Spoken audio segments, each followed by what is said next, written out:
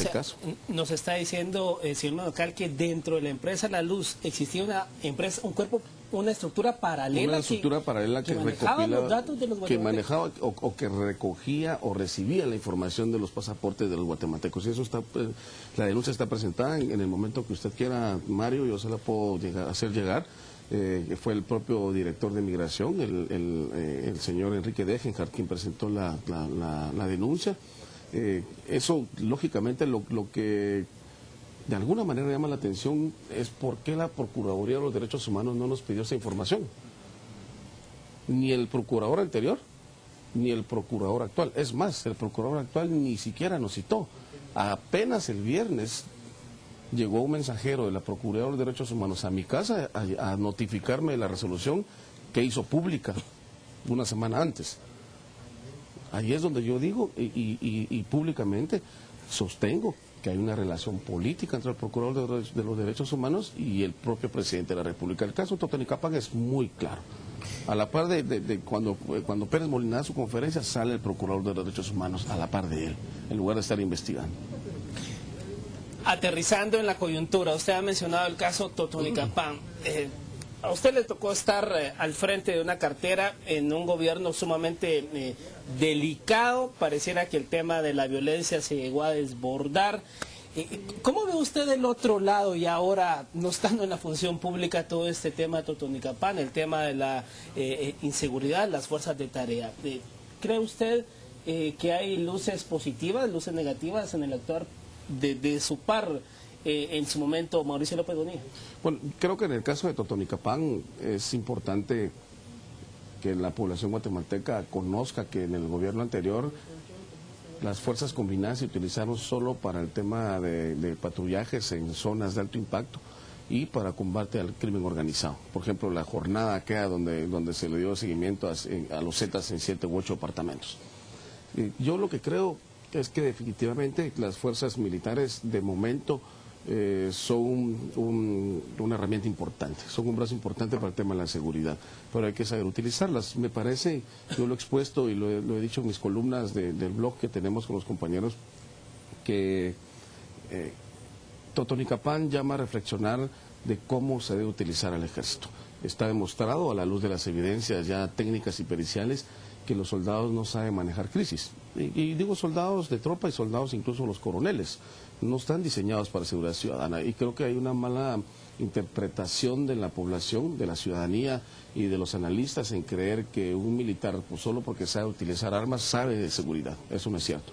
No está formado para seguridad ciudadana, para prevención, para combate al crimen organizado.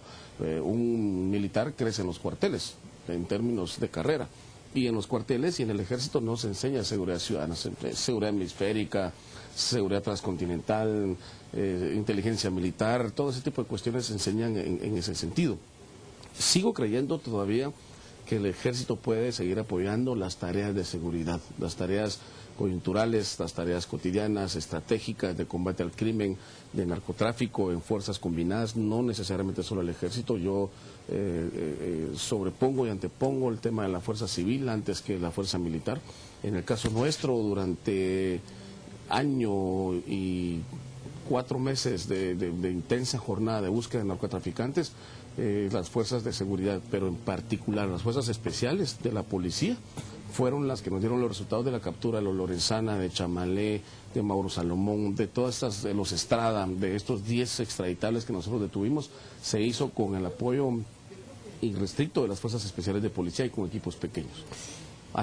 En esta coyuntura el presidente Otto Pérez Molina ha dicho que se da marcha atrás y que el ejército ya no va a participar en este tipo en disuadir manifestaciones y en conflictividad social. ¿Es correcta esta decisión? Porque hay otro sector de la población que demanda que no sea de esta forma. Yo creo que es una decisión correcta. Creo que es la mejor decisión que tomara el presidente Pérez Molina, particularmente porque nunca se había utilizado al ejército en disolver manifestaciones. ¿Por qué? Digamos, un equipo antimotines de la policía ha recibido la instrucción de negociar, ha recibido la instrucción de disuadir. Un equipo de antimotines de la policía, un MIR, digamos, de policía que está integrado por 15 FEP, está en capacidad para disolver 300 gentes.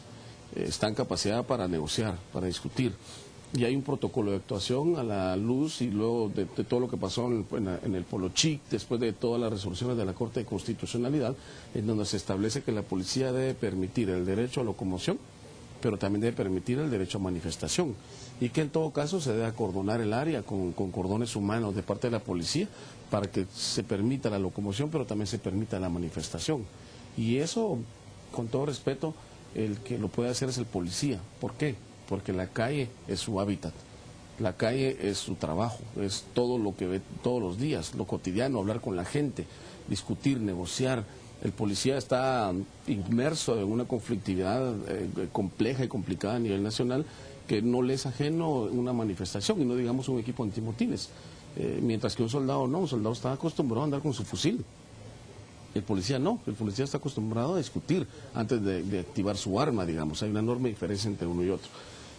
Yo insisto, hay una equivocada decisión en el caso de Totonicapán de haber utilizado al ejército en el tema de disolver manifestaciones. Y hay que recordar que Guatemala es cuna de la conflictividad. Los temas estructurales no se han resuelto, los temas históricos siguen allí, siguen latentes. El tema de Totonicapán no hay que verlo solo como una manifestación más o un grupo de campesinos más. Totonicapán es su pueblo ancestral.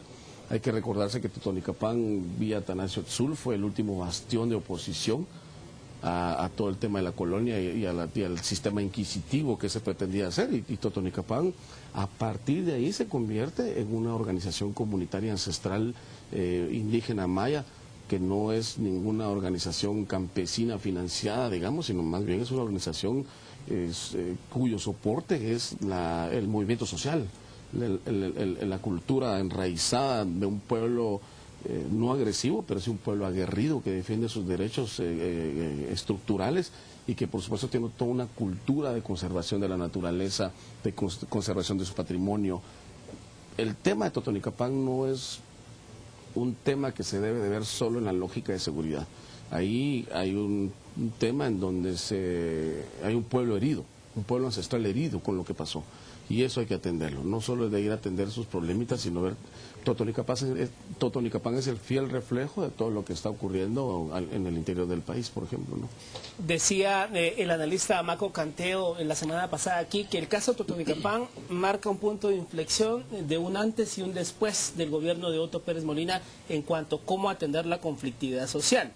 Hay muchos focos en el país de conflictividad social por diversos temas. ¿Cómo debería, cree usted, el gobierno encarar de aquí al mediano, corto y largo plazo todos los problemas que se vienen? Porque al final tampoco, o sea, tampoco se puede garantizar que se van a cumplir las demandas de todos los sectores. ¿Cómo lidiar entonces con estas dos posturas de la balanza, por así decirlo? Yo quisiera apoyar en ese sentido al ministro López Bonilla. ¿Por qué? Porque cuando fue la transición ambos coincidimos en que Guatemala es un país conflictivo, convulso, socialmente convulso, es muy explosivo en términos sociales, y que definitivamente todo lo que no se atendía en la institucionalidad del Estado y del gobierno reventaba en gobernación. Y digo reventaba porque ya los campesinos o cualquier organización social sale a la calle, manifiesta, irrumpe el paso, viola los derechos de otras personas, y entonces resulta que al final el perverso es el ministro de Gobernación o la policía, que tiene que enfrentarse a batonazos con los manifestantes.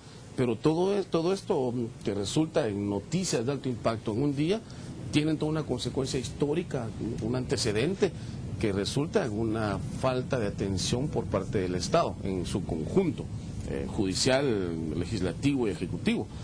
Y esto fue lo que pasó con Totonicapán. ¿A qué quiero llegar yo? Definitivamente la responsabilidad de Totonicapán no es únicamente del ministro de Gobernación y el ministro de la Defensa. Ellos son, digamos, el último bastión de la responsabilidad institucional.